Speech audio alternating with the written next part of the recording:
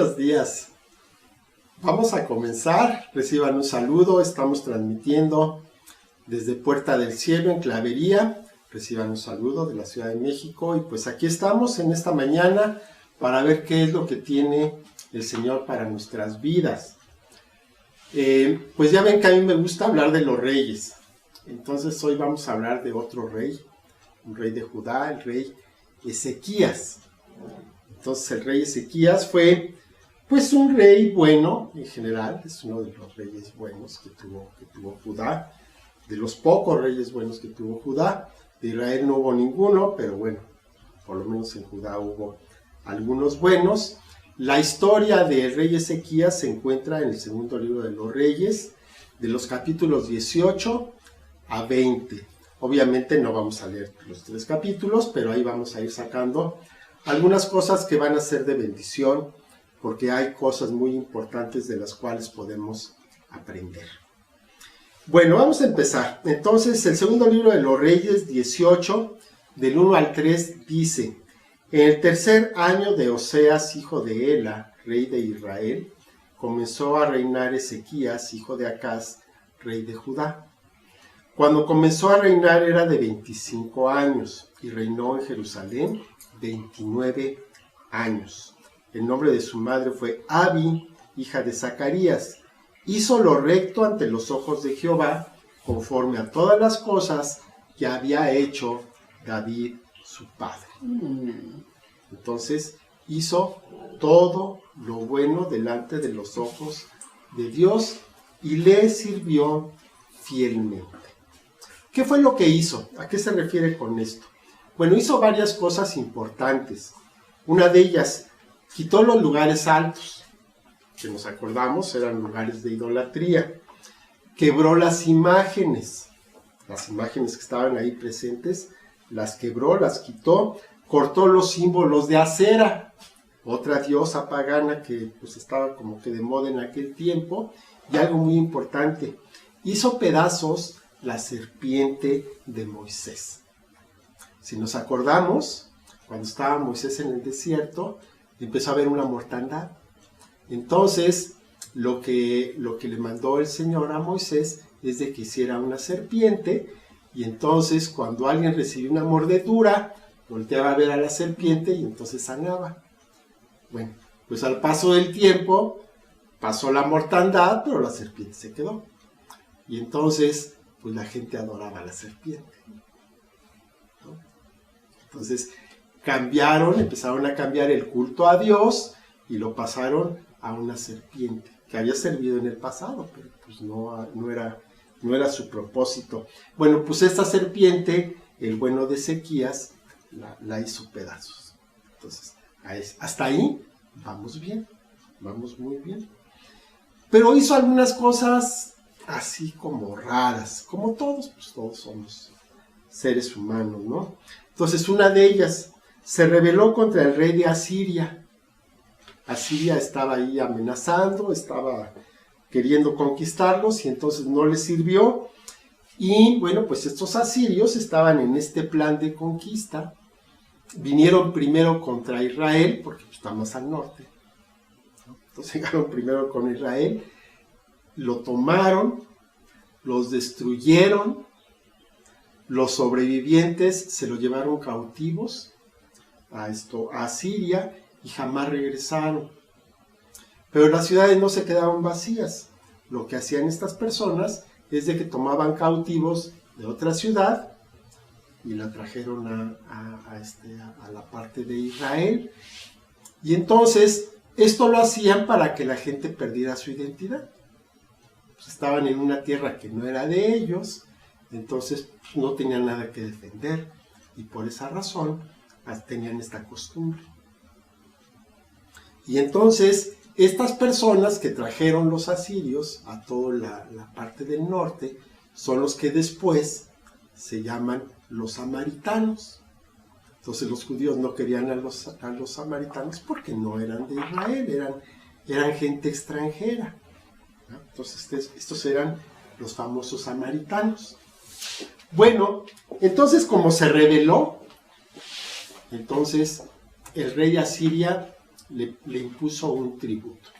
¿Ya? Le impuso tributo, tuvo que pagar 300 talentos de plata y 30 talentos de oro. ¿Eso cuánto es? Pues más o menos échenle que un talento eran como 6 kilos. Entonces esa cantidad en oro y en plata, pues era mucho dinero. ¿Y de dónde lo sacó? Pues como todos, del templo. Del templo. Ahí había mucho. Ahí había mucha plata, había mucho bronce, había mucho oro. Entonces, de ahí, pues ahí fue Ezequías y pues era el cochinito, ¿no? Todo el mundo sacaba de ahí. Cada vez que necesitaban dinero, sacaban del templo. Lamentablemente. Entonces, todo lo que David acumuló, todo lo que Salomón acumuló y metieron ahí al templo, pues sirvió para estar pagando los tributos de todos los reyes que siguieron. Para eso fue. Entonces todos los tesoros se fueron a Babilonia, se fueron a Siria, se fueron a todos lados y no se quedó nada en Jerusalén, ¿no? Entonces así estuvo. El rey de Asiria, a pesar de todo, no se conformó con esto. No se le hizo suficiente el tributo, ya que lo recibió, entonces mandó a su gente, a sus altos funcionarios, para ir a amenazar al rey y a todo el pueblo. Si nos acordamos de esa escena que empieza a hablar, entonces le dice uno de los funcionarios de Judá, oye, pero no hables en judaico, habla en arameo, porque si no la gente se va a enterar de las amenazas. Dice, no, pues de eso se trata, de que la gente oiga lo que les va a pasar y les empieza a decir todo lo que va a venir, que los va a sitiar, los va a matar, en fin, una cosa terrible, y toda la gente atemorizada. Entonces, llorando la gente ahí sobre el muro. Y entonces, pues van los funcionarios con el rey y le cuentan todo lo que está pasando. El rey también, pues le da un poco de angustia, se rasga sus vestidos, se cubre de cilicio y entra a orar a la casa de Jehová. Eso fue bueno, eso fue algo bueno, ¿verdad? No se dio a hacer otra cosa, sino que se fue a la casa de Jehová. Y entonces manda a consultar con Isaías, el profeta de Dios, y Dios responde a través de Isaías. Y esto lo vemos en la Segunda de Reyes, 18, 6 y 7. A ver, aquí ya me había pasado. 19, perdón, 6 y 7. Ahí estoy. E Isaías le respondió, así dirán a su Señor, así ha dicho Jehová, no temas por las palabras que has oído, con las cuales me han blasfemado los siervos del rey de Asiria. He aquí, pondré yo en él un espíritu, oirá un rumor y volverá a su tierra, y haré que en su tierra caiga a espada. Bueno, pues entonces el bueno de Ezequías toma las cartas que le mandaron los asirios, entra a la casa de Jehová, ora, reconoce la grandeza de Dios, pide auxilio, pero con la confianza de que Dios lo ha escuchado, que le dio una respuesta y que su pueblo no se va a ver afectado. Y así fue. Llegó un rumor, se tuvo que regresar, los funcionarios, todo el ejército de Asiria se tuvieron que regresar a su tierra, y estando en su tierra, un día ahí los mismos parientes del rey lo mataron y se acabó la amenaza por un tiempo. ¿No? Entonces Judá queda libre de esta amenaza. Poco tiempo después de esto, Ezequías cae enfermo. Y estando enfermo, otra vez manda Dios al profeta Isaías para que vaya y le diga que ordene sus cosas, que ponga orden en su casa, porque va a morir. Uy, pues Ezequías se pone bien triste, se pone a llorar, ruega por su vida y Dios lo escucha. Y le dice, está bien, no te preocupes, vas a vivir 15 años más. 15 años, fíjense bien, es un número importante. Y todavía el bueno de Ezequías pide una señal. Dice, a ver, si lo que me estás diciendo es cierto, dame una señal. Entonces viene el famoso capítulo de la sombra, ¿no? Entonces, en vez de que adelante 10 grados, retrocede 10 grados. O sea, ¿cómo estuvo eso? El sol se hizo para atrás. Raro, extraño, ¿no? Pero todavía Dios se lo concede. O sea, vamos a ver qué trato tenía Dios con este rey. Era un rey, pero bien consentido, que le estaba concediendo todo lo que pidiera. Todo lo que pidiera. Bueno, si aquí terminara la historia, pues entonces ni siquiera lo hubiera tomado, porque realmente pues, es una historia muy cortita y los finales felices a veces como que nos decepcionan un poco, ¿no? Entonces, aquí empieza el problema. Vamos a leer la segunda carta, el segundo libro de los Reyes, ahora en el 20, 12 y 13. En aquel tiempo, Merodach Baladán, hijo de Baladán, rey de Babilonia, ya no de Asiria, de Babilonia, envió mensajeros con cartas y presentes a Ezequías, porque había oído que Ezequías había caído enfermo. Y Ezequías los oyó, les mostró toda la casa de sus tesoros, plata, oro, especias, ungüentos preciosos, la casa de sus armas y todo lo que había en sus tesoros. Ninguna cosa quedó que Ezequías no les mostrase, así en su casa como en todos sus dominios. ¿Por qué hizo esto Ezequías? Pues para presumir. No tenía ninguna necesidad, nada más llegaron a presentarle sus presentes, darle unos presentes y a felicitarse porque sanó. Entonces, en vez de decir, oye, pues muchas gracias, muchachos, los invito a comer y ya. No, pues se puso ahí a presumirles todo lo que había en su casa, en todo su reino. Entonces, por pura vanagloria, por orgullo. No hubo una motivación buena en esto. Fue nada más para exaltar su propia persona. Otra vez Dios ve esto y manda al bueno de Isaías.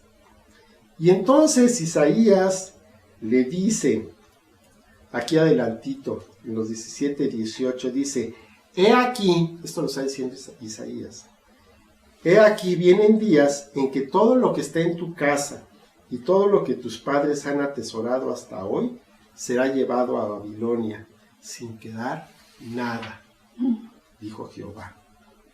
Y de tus hijos que saldrán de ti, que habrás engendrado, tomarán y serán eunucos en el palacio del rey de Babilonia. Todo lo que había hecho Ezequías hasta ese día se echó a perder.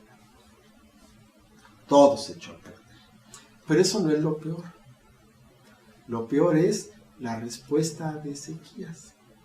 Dice un verso después. Entonces Ezequías dijo a Isaías, la palabra de Jehová que has hablado es buena. Después dijo, habrá al menos paz y seguridad en mis días. Y ahí nos quedamos pensando, ¿la palabra de Dios es buena? Pues, ¿qué tenía de bueno? Y después, ¿habrá paz y seguridad en mis días? ¿De qué estamos hablando aquí? ¿Qué pasó con este rey? Todo lo bueno que había en él, en algún momento se perdió. Y lo único que había en su corazón era egoísmo. Y vamos a ver algo que pasa un poquito después, unos años después. Y regresamos con Ezequías. En el segundo de Reyes 21:1 dice, de 12 años era Manasés cuando comenzó a reinar y reinó en Jerusalén 55 años. El nombre de su madre fue Jepsiba. E hizo lo malo ante los ojos de Jehová, según las abominaciones de las naciones que Jehová había echado de delante de los hijos de Israel. ¿Cuántos años tenía Manasés? 12. ¿Y cuántos años le dio Dios a Ezequías? 15. ¿Qué quiere decir eso? Quiere decir que en esos 15 años de gracia engendró a Manasés. Y Manasés fue el peor rey que tuvo Judá. Y además fue el que reinó más tiempo, porque reinó 55 años. Además de todo. Y luego Manasés tuvo otro hijo que se llamaba, ahorita lo veo, aquí debe estar. Y entre los dos fue una cosa terrible, le dieron en la torre a todo el reino, le dieron en la torre. Como consecuencia de esto, años después Babilonia los conquista y es la deportación. Entonces, ¿qué fue lo que pasó con Ezequías? No se dan exactamente las fechas, pero vemos que poquito tiempo después de que sanó, vinieron estas personas, ¿no? Los visitantes de Babilonia, les mostró todo. Ya para entonces, el corazón de Ezequías se había enaltecido. ¿Por qué? No lo sabemos. Pero ¿cómo es posible que después de haber tenido un reinado justo, haber tenido una buena vida que Dios le había dado, después de que lo sana, se llena de soberbia y empieza a hacer puras barbaridades? Ese mismo corazón humilde que se humilló delante de Dios, que rasgó sus vestiduras, que fue al templo y que orando y llorando estuvo pidiéndole que lo salvara de los asirios, ese mismo rey, ese mismo corazón se llenó de soberbia, se enalteció y cambió, de alguna manera cambió. Ezequías perdió el punto de vista, perdió su perspectiva totalmente. Y aquí quiero que hagamos una reflexión. El rey pidió más tiempo de vida. Dios le concedió 15 años. ¿Para qué se los pidió? Aquí no vemos que haya hecho algo bueno en esos 15 años. Más bien al contrario. Perdió la perspectiva él, engendró un hijo que seguramente no lo cuidó, no supervisó su crianza, y entonces pues los resultados se dieron después. ¿Para qué quería vivir más? No tenía un propósito. Nada más quería vivir más porque quería vivir más, porque no se quería morir. Pero realmente no había nada más. Esos 15 años, ¿a qué se dedicó? Al ocio. No hizo nada. Y esto me recuerda un poco, no me importa. Esto me recuerda al bueno de David cuando estaba en el terrado. ¿Qué estaba haciendo en el terrado? Nada. No estaba haciendo nada. Era el tiempo en que David tenía que estar en la guerra. Y en vez de estar en la guerra, pues se levantó tarde, salió a ver qué veía, pues vio a Betsabé y el resto de la historia ya la conocemos. Bueno, David fue una tarde, en una semana, bueno, un mes. Ezequías fueron 15 años. De no tener absolutamente nada que hacer. Entonces en ese tiempo engendra a Manasés, y Manasés engendra, aquí está el otro hijo, Amón. Entre los dos fue una cosa terrible para el pueblo de Judá. Ahora, esto fue lo que ocurrió con Manasés. Ahora vamos a traerlo a nuestro tiempo y a nuestra vida. ¿Qué le pasó a Ezequías? Perdió la perspectiva. Nosotros tenemos que conservar la perspectiva todos los días. ¿Cuántas veces hemos recibido milagros y señales de parte de Dios? Todos lo hemos hecho. Y después de eso, pues hemos seguido en una buena vida que Dios nos ha concedido. Eso no fue lo que pasó con Ezequías.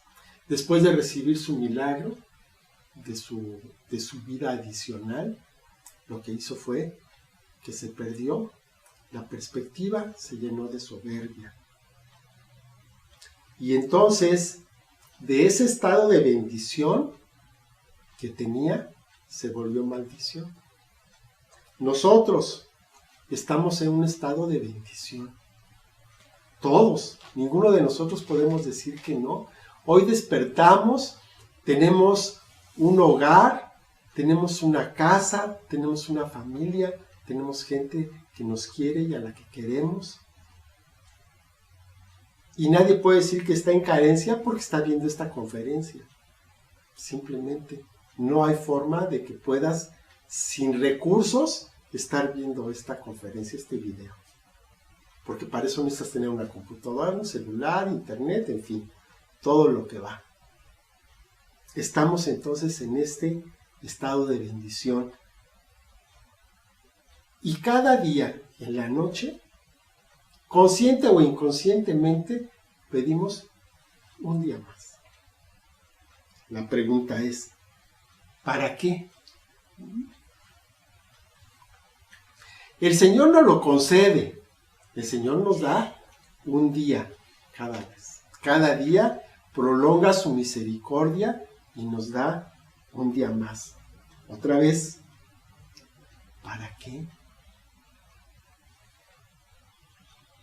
Entonces, en una conferencia anterior, yo les estaba diciendo de que tenemos la confianza, la seguridad, de que nuestro mejor día siempre está por delante, porque en el mejor día de nuestra vida nos vamos a ir con el Señor,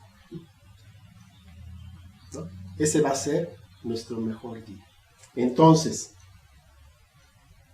si estamos con esa confianza y con esa seguridad, despertamos y ¿qué hacemos? Agradecemos a Dios, porque estamos despertando sanos. En medio de todo este problema y de toda esta situación, estamos sanos y no nos falta nada. Gracias a Dios. Pero, ¿para qué nos estamos despertando cada día? ¿Cuál es el propósito de ese día? ¿Qué es lo que tiene Dios en su corazón para que hagamos? ¿Para estar todo el día viendo series? No lo creo. ¿Para qué despertamos cada día? ¿Para qué queremos cada día, cada amanecer? ¿Para qué lo quieres? Ezequías llevaba una vida buena, llevaba una vida recta, hasta que un día perdió la dirección. Nosotros llevamos una vida buena. La pregunta es, ¿vamos a perder la dirección? Yo espero que no. Yo oro porque no lo perdamos. ¿Por qué? Porque Dios tiene cosas buenas para nosotros. Y debemos tener el cuidado de buscar siempre ese rumbo, siempre estar enfocados en el camino que Dios quiere que sigamos. No podemos perdernos, no podemos correr el riesgo de poner a nuestra familia, a lo que hemos hecho, en una situación de que se pueda perder. Hay que tener cuidado. Y esto que voy a decir es muy duro, pero no sea que un día estemos engendrando un Manasés. ¿Y ese Manasés de dónde salió? Del ocio, de la falta de propósito, del egoísmo, de la comodidad. Todos los días tenemos que tener cuidado. Tenemos que pensar en que tenemos un propósito. Cada día está dentro del corazón de Dios. Hay gente, mucha gente que depende de nosotros. En lo físico y en lo espiritual. Hay gente que depende de nosotros. Piensa nada más un momentito. ¿Qué pasaría si mañana ya no despertaras? ¿A quiénes afectarías? Se empiezan a formar, ¿no? Un montón de caras, un montón de nombres. Bueno, pues somos responsables por esas personas. Y por eso Dios está encantado de concedernos nuestra petición. Pero siempre tomando en cuenta que cada día tiene un propósito, que cada día tiene una razón de ser. Que no nos perdamos en la ociosidad, que no nos perdamos a veces en el bienestar. A veces estamos muy cómodos, a veces despertamos y como decía mi papá, ¿no? Es que despierta y se le acabó el quehacer. Entonces a veces despertamos, pues, a flotar, ¿no? A ver qué trae el día. Y más en este tiempo que estamos encerrados, se nos va el tiempo, se nos va la onda y podemos llegar a las 10 de la noche y volteamos para atrás. ¿Y qué hiciste? No hiciste nada. Todo el día se nos fue en pensar tonterías. Entonces, que cada día tenga un propósito. Esa es la reflexión de este día. ¿Por qué? Porque si no tenemos un propósito para cada día, el riesgo que estamos corriendo es muy grande. Y además, el riesgo que estamos corriendo no solamente es muy grande, sino que estamos poniendo en riesgo a otras personas. Y eso está peor todavía. ¿Por qué? Porque hay otras personas que dependen de nosotros. Ezequías cometió un error, pero las consecuencias no las pagó él. Hubo paz y seguridad en su tiempo, pero las consecuencias las pagó todo el pueblo de Judá. Hasta los días de Jesús todavía tenían secuelas de eso. Y todavía les puedo decir que hoy hay consecuencias de esto. Porque si no hubiera habido el cautiverio en Babilonia, la historia de Israel sería diferente. Probablemente. Entonces, no solamente tenemos la responsabilidad de nuestra propia vida, y no solamente debemos buscar que en nuestros días haya paz y tranquilidad. Tenemos que ser responsables por las personas que dependen de nosotros. Dentro de nuestra familia, dentro de nuestro trabajo, dentro de nuestro ministerio, hay gente que depende de nosotros y tenemos que ser responsables por ellos. Que cada día tenga su propósito, que cada día tenga un porqué y que al final de cada día podamos estar satisfechos porque nos acercamos más al propósito que tiene Dios para nuestra vida. El propósito de Dios para nuestra vida no es tener días con ceros. Todos los días deben tener un numerito de lo que estuvimos haciendo. Vamos a orar. Padre bendito, te doy muchas gracias, Señor, por esto, por esta palabra, Señor, que pues ha calado, Señor, a mi corazón y que te pido, Señor, que ahora pueda hacer lo mismo en los corazones de las personas que escuchen esta conferencia, Señor. Para las personas, Señor, que vean el video. Yo te pido, Padre, que no perdamos la perspectiva, que no perdamos el objetivo, que todos los días, Padre, todos los días tengan un propósito y que todos los días, Señor, se pueda cumplir ese propósito en tu nombre y para la bendición de tu pueblo, Señor, para la edificación del reino, que para eso, Señor, estamos aquí. Yo te doy muchas gracias, Señor. Te pido que las personas que estén escuchando esto, que las vayan a escuchar, puedan, Señor, tener la convicción en sus corazones, Padre, del propósito que tú has puesto. Y si todavía no han encontrado el propósito que tú has puesto en sus corazones, Padre, yo te pido que tengan un corazón sensible para que lo puedan encontrar y para que lo puedan buscar. que podamos, Señor, cumplir con el objetivo, Señor, que tú has preparado desde antes de la fundación del mundo para cada uno de nosotros, Señor, porque no estamos aquí por casualidad, sino que tenemos, Señor, un propósito bueno, un propósito, Señor, en tu nombre y en tu reino. Te doy muchas gracias, Padre bendito, por esta palabra. Ayúdanos, Señor, a tenerla presente en el nombre de nuestro Señor Jesucristo.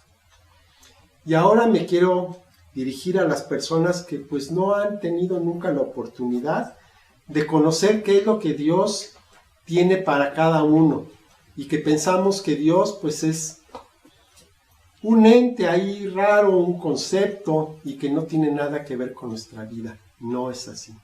Dios tiene un propósito especial para cada uno de nosotros.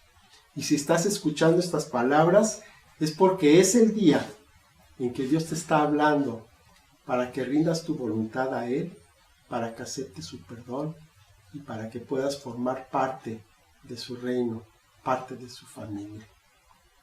Yo te voy a pedir que si ese es el caso y estás con disposición para hacerlo, para este día cambiar tu vida, repitas esta oración que voy a hacer en favor tuyo, repítela en tu corazón, porque el sentido que tiene esta oración es de que la digas con fe, porque si no hay fe, pues de nada sirve.